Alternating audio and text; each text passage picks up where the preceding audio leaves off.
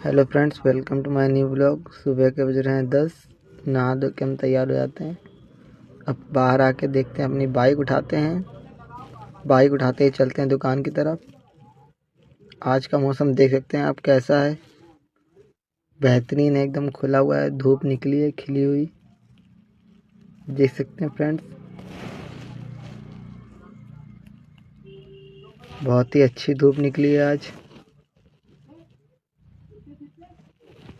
देख सकते हैं आप लोग।